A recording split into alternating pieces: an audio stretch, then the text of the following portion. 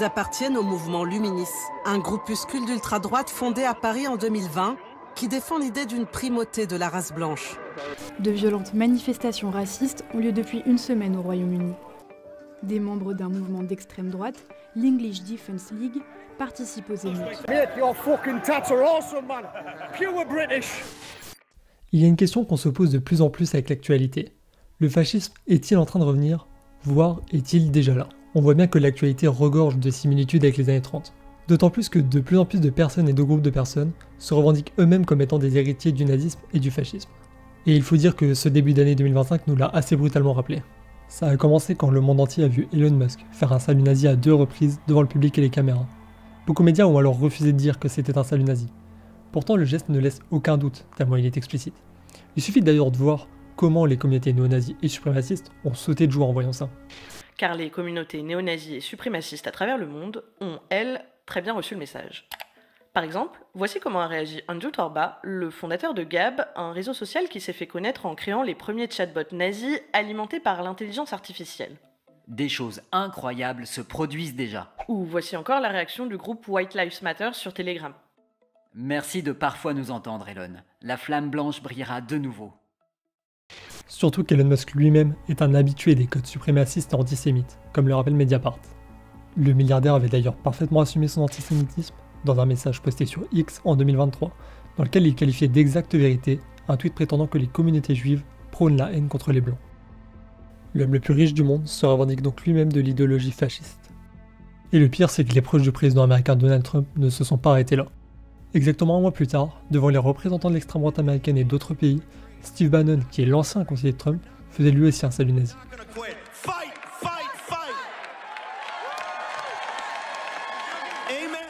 Puis c'était au tour de l'acteur mexicain Eduardo Verástegui d'en faire un lors du même événement.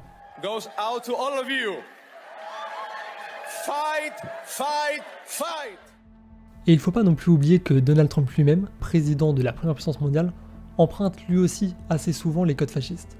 Même s'il est un peu moins explicite, il est assez évident que ses discours et son rapport au pouvoir rappellent les dictatures totalitaires. We are going to forge the freest, most advanced, most dynamic and most dominant civilization ever to exist on the face of this earth.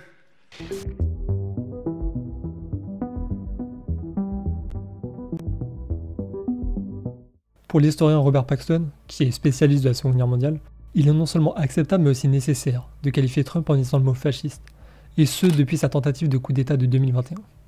L'autre élément qui rappelle de manière assez explicite le fascisme dans la période actuelle, ce sont ces groupes d'extrême droite qui sont, on le voit, de plus en plus grands et de plus en plus organisés, et qui tentent d'imposer une certaine terreur dans les rues, même si les médias n'en parlent généralement qu'assez peu. Et cette fois-ci, il n'y a pas besoin d'aller jusqu'aux États-Unis. Il suffit de voir comment en Europe, des groupes néo-nazis se montrent en public dans les rues de Paris, Rome ou Milan.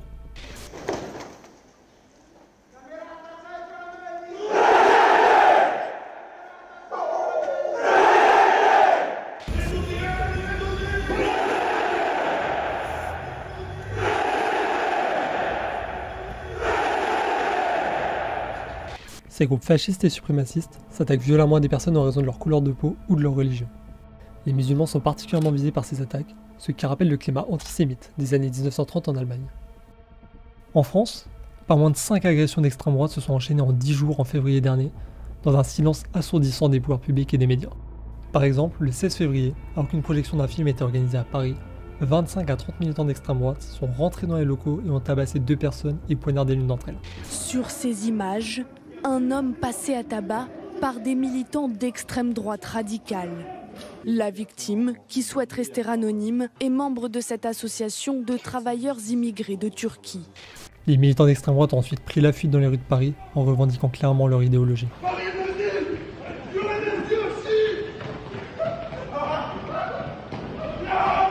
À peine 10 jours plus tard, dans la nuit du 25 février, c'est une mosquée du Loiret qui a été incendiée. Résultat, à l'issue de ces 10 jours d'agression fasciste, 5 exactions dont 2 considérées comme criminelles, durant lesquelles 9 personnes ont été blessées et une mosquée a été brûlée. Pourtant, quasiment aucun média n'en a parlé. Personne ne prétend que nous vivrions aujourd'hui dans un régime fasciste, mais on vient de voir qu'il y a des signaux qui sont de plus en plus inquiétants et qui doivent nous alerter. Ils nous rappellent que le fascisme n'est pas un événement qui survient du jour au lendemain. C'est un processus qui s'installe dans la durée, avec une période que l'on appelle période de fascisation. On va donc essayer d'aller plus loin, pour voir si ces signaux s'accompagnent aussi d'un processus plus global dans la société, ou si ça reste plutôt le fait de quelques militants et mouvements d'extrême droite. Essayons donc maintenant d'analyser les mouvements de fond de ces derniers mois et de ces dernières années, pour voir si oui ou non il y a bel et bien une menace fasciste sur notre société.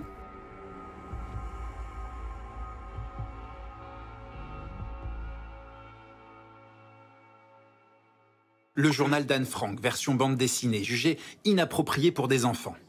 Les BD Catwoman ou Persepolis, trop osés. Ces livres et 222 autres ont été retirés des bibliothèques scolaires dans ce district de Floride. Derrière cette guerre culturelle, l'ultra-conservateur Ron DeSantis, gouverneur de Floride. Il a signé des lois pour bannir les cours sur l'esclavage, la ségrégation, l'homosexualité, les menstruations. Notre système scolaire doit servir à éduquer les enfants, pas à les endoctriner.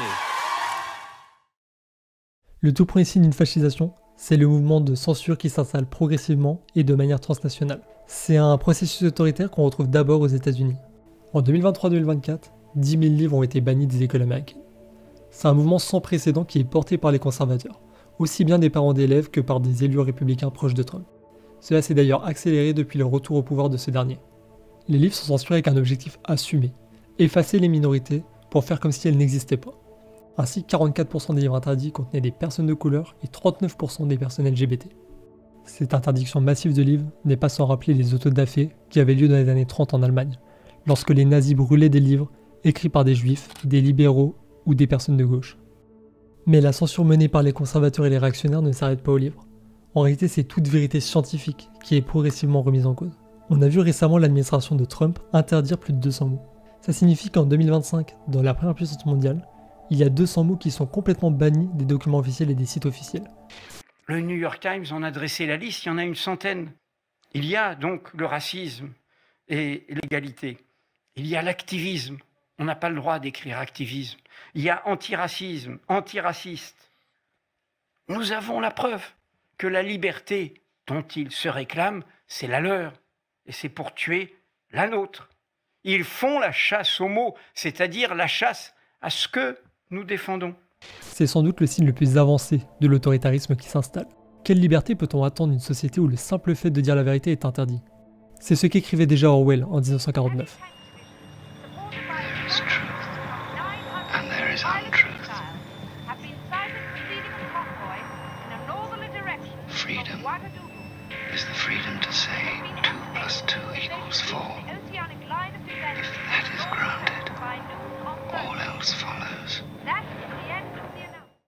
Les autres pays, et notamment la France, suivent le même mouvement.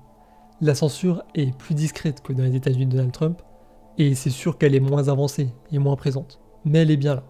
Comme en témoigne un exemple récent, la suspension de Jean-Michel Apathy, pour avoir rappelé à la radio que la France avait commis des massacres en Algérie, ce qui est pourtant un fait historique. Quelques jours plus tard, France Télévisions déprogramme un documentaire qui racontait comment la France a eu recours à des armes chimiques pendant la guerre d'Algérie. L'autre preuve du mouvement autoritaire, ce sont les attaques, parfois très violentes, contre la presse quand celle-ci n'est pas soumise au pouvoir en place. Trump, par exemple, considère les journalistes comme des ennemis, et va même jusqu'à dire qu'il devrait être illégal que la presse puisse le critiquer. I believe that CNN and MSDNC, who literally write 97.6% bad about me, are political arms of the Democrat Party. And in my opinion, they're really corrupt and they're illegal. What they do is illegal. And it has to stop. It has to be illegal. Les mêmes attaques contre les journalistes se multiplient aussi en France, où une journaliste du média Disclose a par exemple été perquisitionnée et mise en garde à vue. C'est dans ce contexte, avec tout ce qu'on a dit avant, que s'installe ce que l'on appelle l'ère de la post-vérité, où l'opinion personnelle, l'idéologie, la croyance, l'émotion l'emportent sur la réalité des faits. Selon la philosophe Hannah Arendt, qui est connue pour ses travaux sur les régimes totalitaires, cela a pour effet d'empêcher les citoyens de penser par eux-mêmes. Pour elle, le résultat d'une substitution cohérente et totale de mensonges à la vérité de fait n'est pas que les mensonges seront maintenant acceptés comme vérité, ni que la vérité sera diffamée comme mensonge, mais que le sens par lequel nous nous orientons dans le monde réel se trouve détruit. Arendt écrivait à propos des totalitarismes, ce qui montre bien que la post-vérité n'est pas nouvelle.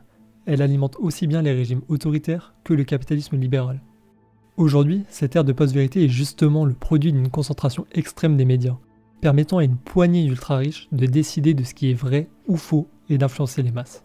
C'est ce que fait en France le milliardaire d'extrême droite Vincent Bolloré avec les nombreux médias qu'il possède.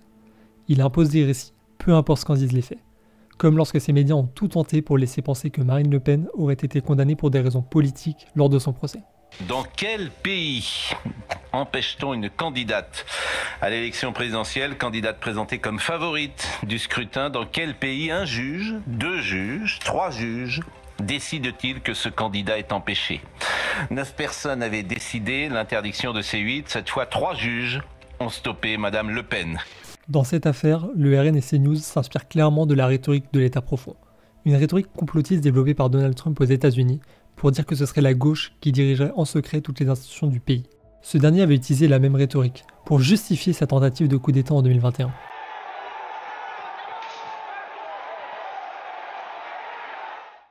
Résultat de cette propagande médiatique, une juge a été menacée de mort et mise sous protection policière, et certains militants du RN ont appelé à faire un coup d'État. On va faire comme le Capitole aux États-Unis et on va aller investir l'Élysée. Mais cette ère de post-vérité n'est pas le seul indice de l'autoritarisme grandissant. La transformation de l'État passe aussi par le recours de plus en plus systématique à la répression pour faire taire les opposants, et ce dans quasiment tous les pays. C'est d'abord la répression politique, comme par exemple l'arrestation de l'étudiant Mahmoud Khalil aux États-Unis, qui est actuellement détenu sans qu'aucune charge ne soit retenue contre lui, simplement pour avoir manifesté son soutien à la Palestine. On l'a vu aussi en Hongrie, où le Premier ministre d'extrême droite Viktor Orban est encore plus clair sur sa volonté de réprimer l'opposition à son gouvernement. En mars, il a juré de liquider les opposants politiques, les ONG, les juges et les médias, qu'il compare à des punaises.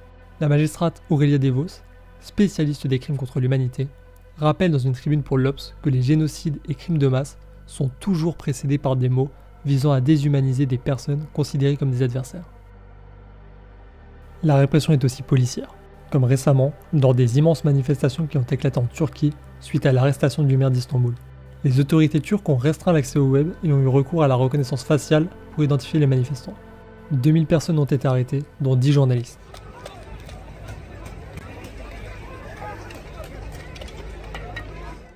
On peut aussi prendre l'exemple de l'Argentine, où le président d'extrême droite Javier Milei a déployé une force impressionnante lors d'une manifestation pour les retraites.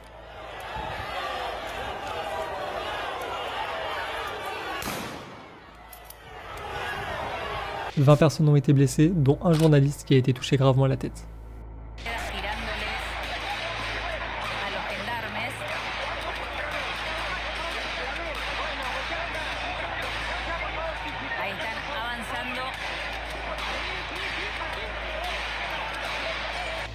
Mais Milei et Erdogan ne sont pas les seuls à utiliser une force démesurée contre leur population. La France est une habituée, particulièrement sous la présidence d'Emmanuel Macron. Le mouvement des Gilets jaunes est un des exemples les plus frappants de la répression de l'État. Amnesty dénonce l'arrestation arbitraire de milliers de manifestants. Au total, il y a eu 2500 blessés sur le décompte effectué par le gouvernement. Un rapport effectué par des secouristes volontaires évoque quant à lui plus de 20 000 blessés. 353 personnes ont été blessées à la tête, dont 30 qui ont perdu un œil. Une personne est morte en recevant un tir de grenade lacrymogène alors qu'elle était à sa fenêtre et ne participait pas aux manifestations. Et la répression policière française est encore plus intense et plus violente quand il s'agit des quartiers populaires ou des Outre-mer. À l'image d'Eddy, tabassé par la police et laissé pour mort lors des manifestations qui ont fait suite à la mort de Naël. Pareil pendant la révolte qui a frappé la Kanaki en 2024 et lors de laquelle 13 personnes ont trouvé la mort, dont 2 gendarmes et 7 Kanaks tués par balle par les forces de l'ordre. L'Organisation des Nations Unies elle-même s'inquiète de ces moyens déployés par la France alors que la mobilisation était à la base totalement pacifiste et dénonce une situation coloniale.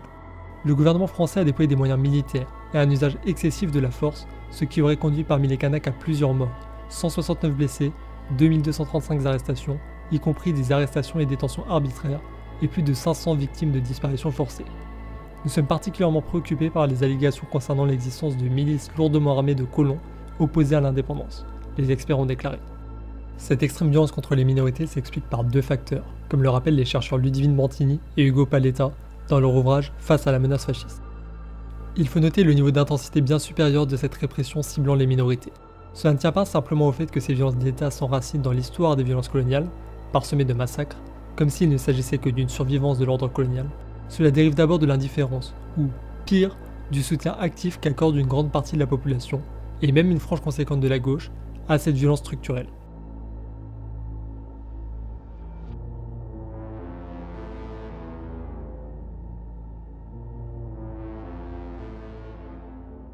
Un autre signe de la fascisation de nos sociétés réside dans la manière dont les minorités, et notamment les sans-papiers, sont traités. On le voit aux États-Unis, où des personnes sont menottées et déportées par avion, de manière massive, simplement parce qu'elles sont étrangères. L'administration américaine elle-même met en scène et se félicite de ces déportations sur les réseaux sociaux. En Europe, ce sont les camps de réfugiés qui concentrent notre inhumanité, comme celui de Moria, sur l'île de Lesbos en Grèce, qui a servi de prison à ciel ouvert pour les immigrés arrivant en Europe avant qu'ils ne soient détruits par un incendie en 2020. Les habitants du camp étaient enfermés entre des barbelés en attendant que leur demande d'asile soit traitée. Selon MSF, près de 25% des enfants du camp avaient eu recours à des formes d'automutilation, tenté de se suicider, ou bien souhaitaient tout simplement mourir. Mais il n'y a même pas besoin d'aller chercher jusque dans les camps grecs, lorsque cette inhumanité se manifeste aussi sous nos yeux, dans nos rues. Il n'y a qu'à voir le harcèlement que subissent les sans-papiers en France quand ils cherchent à s'abriter pour dormir. On en a eu un aperçu le 18 mars dernier, lorsque la police et les CRS ont violemment évacué 400 jeunes migrants qui trouvaient refuge à la Gaîté Lyrique à Paris. On réclame le droit, le minimum, un petit droit pour ne pas qu'on tombe dehors. Mais les gens n'ont pas passé à ça. Ils ont dit qu'ils vont nous mettre dehors. Toutes ces personnes qui sont là. La rue n'est pas faite pour une personne, même pour un chien. Même les chiens en France ici ne dorment pas dehors. Où est partie l'humanité sur cette terre? Moins de 2 semaines plus tard, les mêmes personnes ont à nouveau été délogées alors qu'elles dormaient dans des tentes sous un pont. Où peuvent-ils dormir si même la rue ne leur est pas autorisée? Autre signe majeur, l'explosion de l'islamophobie en France et en Europe à un niveau encore jamais atteint. Cette haine envers les musulmans a atteint son apogée le 25 avril, avec l'assassinat d'Abou Bakar dans la mosquée de la Grande Combe. Mort après avoir reçu près de 50 coups de couteau. L'assaillant a filmé la victime avec son téléphone portable. Durant l'attaque, l'assaillant tient des propos injurieux envers l'islam à plusieurs reprises. Les médias et les personnalités politiques du gouvernement et l'extrême droite sont les premiers responsables de ces agressions. C'est aussi notre responsabilité. À force de banaliser leurs mots de haine, on légitime les passages à l'acte. Et donc à bas le voile, bien sûr.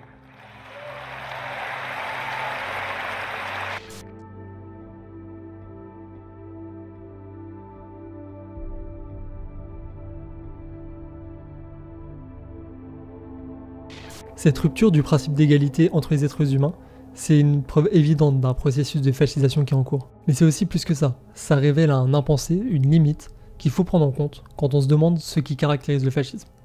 Car, dans l'histoire, pour beaucoup de minorités, l'égalité, la liberté ou la démocratie n'ont souvent été que des mots dénués de toute réalité. Prenons un exemple très concret pour montrer ce double standard qui est ancré dans l'histoire coloniale de l'Occident. Le 8 mai 1945, l'Europe fête la victoire des Alliés sur le nazisme. En Algérie aussi, on célèbre cette victoire, et une partie de la population en profite alors pour demander l'indépendance. Les Européens se sont libérés des nazis, c'était leur droit. Pourquoi les Algériens n'auraient pas le droit d'en faire de même avec les Français? Mais lors de la célébration, un jeune est tué par un policier pour avoir brandi le drapeau algérien, ce qui avait été interdit par les Français. Une émeute éclate alors contre les colons et sera violemment réprimée. Entre 5 000 et 15 000 Algériens sont tués dans les jours qui suivent. Quelques personnes se lèveront tout de même à l'époque pour dénoncer cette hypocrisie envers les peuples colonisés, comme Albert Camus, qui a écrit un petit texte dans le journal Combat en 1947 pour dénoncer les massacres qui sont commis au même moment par l'armée française à Madagascar. 3 ans après avoir éprouvé les effets d'une politique de terreur, les Français enregistrent ces nouvelles avec l'indifférence des gens qui en ont trop vu. Pourtant le fait est là, clair et hideux comme la vérité. Nous faisons, dans ces cas-là, ce que nous avons reproché aux Allemands de faire. Ce constat sera par la suite renforcé par les analyses d'Aimé Césaire, écrivain et homme politique français de la Martinique, dans son discours sur le colonialisme, publié en 1950. Il vaudrait la peine d'étudier cliniquement, dans le détail, les démarches d'Hitler et de l'hitlérisme, et de révéler aux très distingués, très humanistes, très chrétiens bourgeois du XXe siècle qu'il porte en lui un Hitler qui s'ignore qu'Hitler l'habite, qu'Hitler est son démon, que s'il le vitupère, c'est par manque de logique, et qu'au fond, ce qu'il ne pardonne pas à Hitler, ce n'est pas le crime en soi, le crime contre l'homme, ce n'est pas l'humiliation de l'homme en soi, c'est le crime contre l'homme blanc, c'est l'humiliation de l'homme blanc, et d'avoir appliqué à l'Europe des procédés colonialistes dont ne relevaient jusqu'ici que les Arabes d'Algérie, les Koulis de l'Inde et les Nègres d'Afrique. Ce sont des paroles qui résonnent dans l'actualité. L'indifférence du monde occidental aux violences et aux crimes que subissent les Palestiniens nous en apporte la preuve chaque jour. Des violences qui ont lieu depuis plusieurs décennies, sans jamais provoquer de réaction chez les Occidentaux. Les Palestiniens sont victimes d'attaques et de traitements inhumains menés par les colons israéliens, souvent accompagnés par l'armée. On peut le voir par exemple sur cette vidéo, qui a été tournée le 18 mai 2024, où un boulanger est violemment agressé par des soldats israéliens dans la ville de Ramallah. Le 28 mars dernier, une vidéo montre des colons israéliens s'attaquer à une famille palestinienne de Cisjordanie.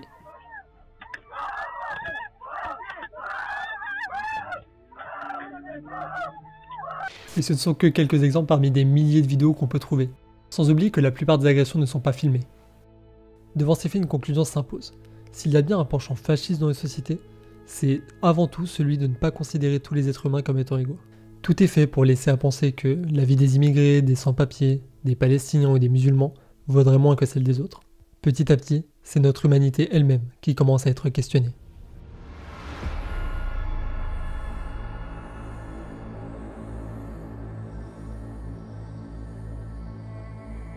אנחנו מטילים מצור מוחלט על העיר עזה. אנחנו חותרים לניצחון מוחלט.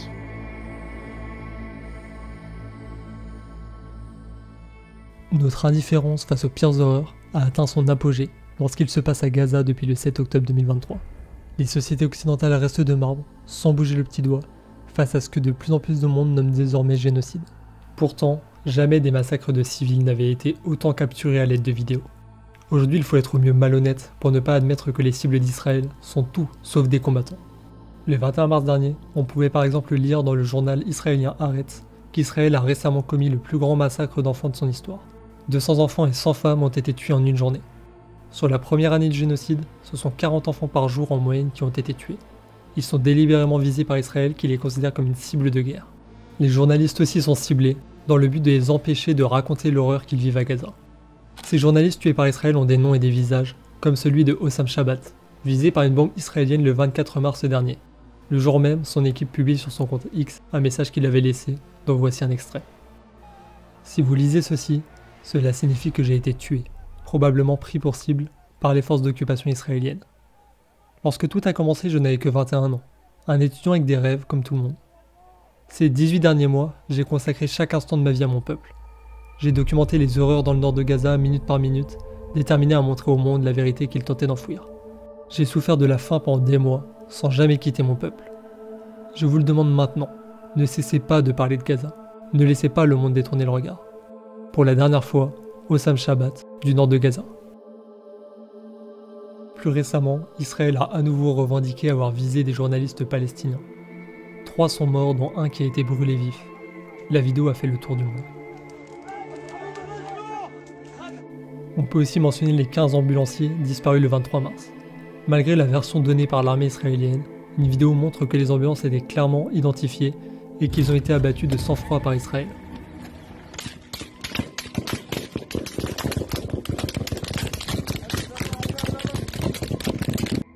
Pendant une semaine, l'armée israélienne a empêché l'ONU d'accéder au site. Le 30 mars, ayant enfin pu y accéder, les humanitaires de l'ONU ont découvert 14 corps enterrés dans une fosse commune. Les hôpitaux aussi sont clairement pris pour cible par l'armée israélienne depuis le début de la guerre. Dans la nuit du 12 avril, Israël a bombardé le dernier hôpital du nord de Gaza.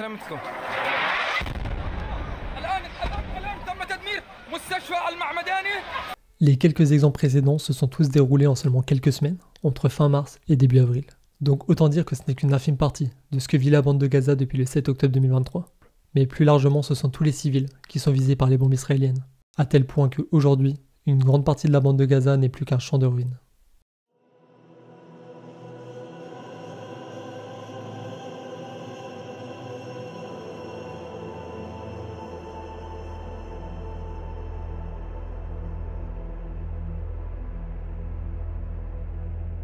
Plus de 50 000 personnes sont déjà mortes, dont 15 000 enfants. 95% des écoles ont été détruites. C'est le génocide le plus documenté de l'histoire, et pourtant il nous laisse dans l'indifférence. C'est sûrement la plus grande preuve d'une société qui est fascisée, une société dans laquelle on enregistre les enfants morts comme une information lambda, comme de simples chiffres. Une société dans laquelle ces enfants sont hués, quand on ose rappeler qu'ils avaient un visage. Je ne sais pas à qui s'adresser votre question. Vous n'avez plus la parole, monsieur le député. Je vous remercie de ranger ces affiches. Une société dans laquelle de nombreux médias et beaucoup de nos dirigeants considèrent Israël et Netanyahou comme des amis, alors même que ces derniers fait l'objet d'un mandat d'arrêt international pour crimes de guerre et crimes contre l'humanité. Le Premier ministre israélien Benjamin Netanyahou risque d'être inculpé par la Cour pénale internationale. Est-ce que ça fait de lui un interlocuteur légitime, toujours, pour vous? Oui, c'est un interlocuteur pleinement légitime. Pour l'avenir et pour notre victoire. Merci, monsieur le Premier ministre, cher Bibi, merci pour ces paroles. Aujourd'hui, il y a aussi la complicité internationale, c'est-à-dire de ne pas voir ce qui se passe. Et moi, je serai de ceux, et je suis prêt demain matin à poursuivre Macron pour complicité de crimes contre l'humanité, puisqu'il ne fait rien. La France a elle-même récemment violé le droit international. Elle a autorisé Benjamin Netanyahou à survoler son espace aérien dans la nuit du 6 au 7 avril en allant de la Hongrie aux États-Unis. Elle devait arrêter le Premier ministre israélien en raison du mandat d'arrêt émis contre lui par la CPI. What has happened with us watching the international community allowing what has happened has been probably the most shocking and distressing thing I've seen in my lifetime, and I've gone through 18 wars and 3 genocides. What has happened to us as human beings if we allow this to happen on our watch? I don't know about you, but I can't sleep at night and I can't live with myself knowing that we are allowing this to happen. We said never again after the Holocaust, and yet what we have right now is an absolute catastrophe and beyond any kind of cruelty.